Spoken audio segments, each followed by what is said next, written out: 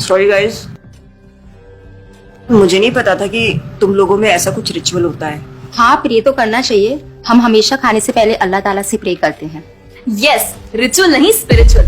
हम ही पहले भगवान को भोग ऑफर करते हैं और उसके बाद प्रे करके खाते हैं। लेकिन तुम्हारा भगवान यहाँ आके कैसे खा सकता है?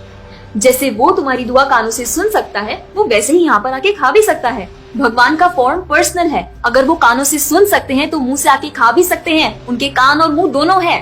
शालिनी, तुम प्रे नहीं करती खाना खाने से पहले? नहीं, लेकिन मेरे चाचा ने एक बार कहा था कि हमको वो गॉड ऑफ फूड को और फार्मर्स को थैंक यू बोलना चाहिए। You mean Annapurna Devi? What?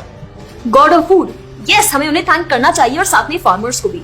But I believe in watering the roots. देखो, हम हमेशा क्रिएशन को तो अप्रिशिएट करते ही हैं, लेकिन हम क्रिएटर को ना अप्रिशिएट करना भूल जाते हैं। अभी सोचो, पानी ना हो, हवा ना हो, उपजाऊ मिट्टी या धरती माँ ना हो, तो फार्मर क्या कर लेगा?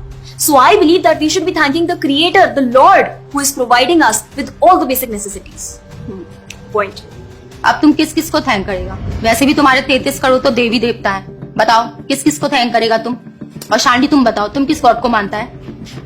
मैं ऐसे किसी गॉड को नहीं मानती, लेकिन I think Shiva is a big god. See, I am very sorry, but आपने अपने वो बड़े भगवान का स्टोरी तो सुना होगा ना, जहाँ वो अपनी मरी हुई वाइफ को शोल्डर पर लेकर पूरे इंडिया का चक्कर लगा रहा है। अब तुम मुझे बताओ, जो गॉड अपनी वाइफ के मरने पे ऐसे कॉमन मैन की तरह रोता है, वो गॉड हो सकता है क्या? अच्छा, may be, I don't know much about this story, but he is very famous and north में तो राम जी भी बहुत फेमस है ना। उनका स्टोरी तो तुमको पता होगा ना, सबको पता है। उनकी वाइफ को रावण ले गया था। हाँ, पता है। अब तुम मुझे बताओ, वो गॉड है? वो अपनी वाइफ को भी अकेला नहीं बचा के ला सकता। उसको अपनी वाइफ को बचाने के लिए भी वानर सेना की हेल्प चाहिए, और उस वानरों को भी तुम पूछता है। I am sorry. और गीता, तुम कृष्ण को मानती हो, और वो तो हर लड़की के साथ रासलीला करते रहते थे। ऐसा कैसा कैरेक्टर है गॉड का जैसे हर लड़की से प्यार हो जाता है? और वो खुद डर के अपना जन्मस्थान छोड़कर चले गए थे। गॉड को कभी डर लगता है क्या? और जिसे खुद डर लग रहा है, वो तुम लोगों की हेल्प कैसे करेगा? शिट यार, this is so complicated and confusing. It is confusing because you are following the wrong path. It is very beautiful and sacred. I will show you the right path. Enough, Asifa. I know what you're trying to do. And Shalini, कुछ भी confusing नहीं है। You know what the problem is कि तुझे पता ही नहीं है, क्योंकि तूने आज तक शास्त्र ही नहीं पढ़े हैं। तो पता कैसे चलेगा कि क्या सही है और क्या गलत? जन्म कर्म च मे दिव्यम एवं योवेति तत्वतः त्यक्त्वा देहम पुनर्जन्म नैति मामेति सो अर्जुना। भगवान की लीलाओं को समझना इतना आसान नहीं है। उसके लिए शास्त्रों का अध्ययन करना पड़ता है, और वो भी एक प्रामाणिक गुरु के अंडर रह के, उनकी शरण लेके। अब अगर तुमने शास्त्र पढ़े होते तो तुमको ये पता होता कि शिव जी ने जो इमोशंस उसमें दिखाए थे वो शोक नहीं, विरह था। विरह विरह दोनों सेम नहीं होते क्या?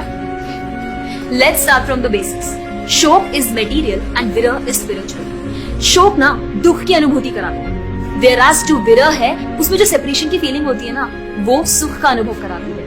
भगवान भगवत गीता में ना शोक करने वाले व्यक्ति को मूर्ख बताते हैं। गतासुम अगतासुमश्च नानुशोचन्ति Pandita. A wise man never laments for the living nor for the dead.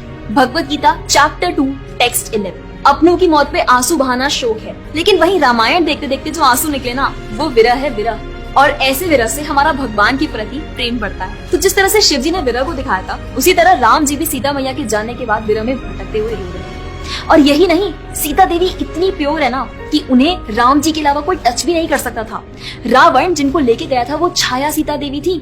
असली सीता देवी तो अग्नि में समा गई थी, और वो अग्नि परीक्षा के वक्त बाहर आई थी।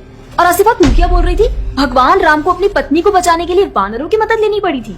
I mean, God is all powerful, right? हाँ, आई मीन वो अकेले भी तो मार सकते थे ना। यार शालिनी, अगर तूने कभी रामायण पढ़ी होती तो तुझे पता होता, जब खर और दूषण आए थे अपने 15,000 ऐसे दानवों के साथ जो इंसान को खा जाते थे, उन सब के साथ राम जी ने अकेले बिना किसी की हेल्प के उन सबके चिथड़े उड़ा दिए थे।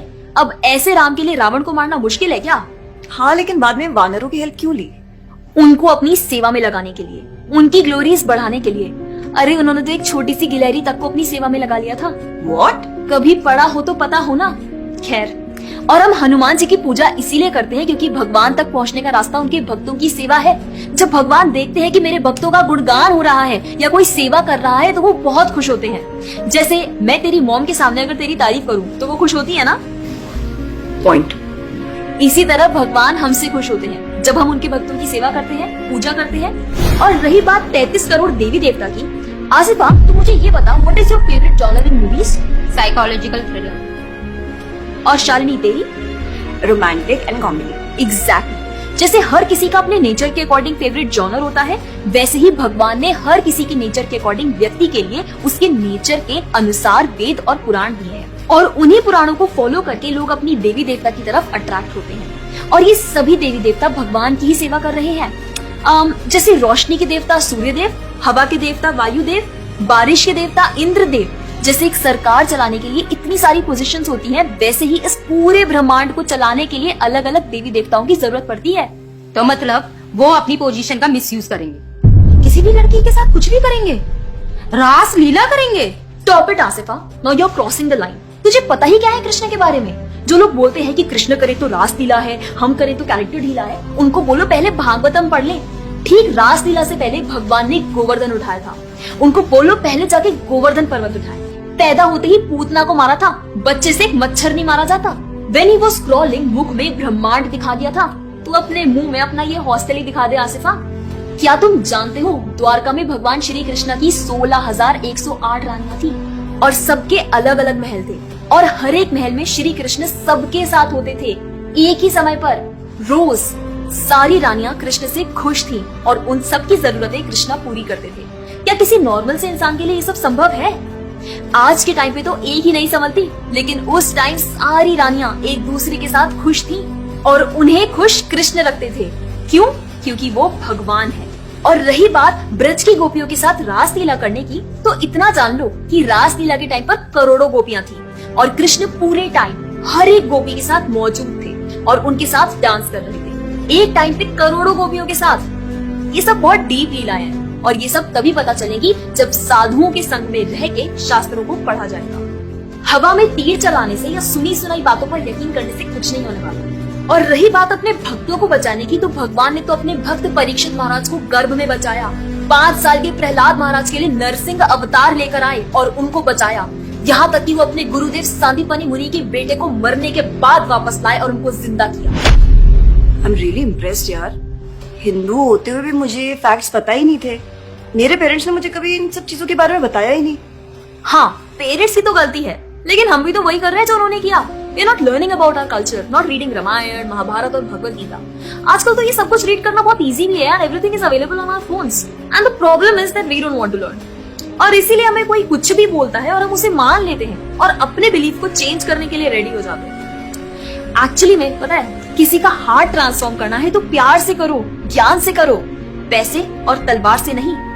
और अब बारी आपकी है। अगर आप भी चाहते हैं कि कोई एड़ा गेड़ा नत्थु गेड़ा अगर आपको कुछ भी ना बोल जाए, आपका बेवकूफ ना बनाए, तो जाइए और अपने कल्चर के बारे में जानिए, ग्रंथ पढ़िए और अपने बच्चों को भी पढ़ाइए। जाकर इस वीडियो को जितना हो सके उतना शेयर करिए ताकि कोई और लड़का या लड़की इस केरला स्टोरी का शिकार ना बने। और हाँ, इस वीडियो को लाइक करें और भक्ति टुडे चैनल को सब्सक्राइब करें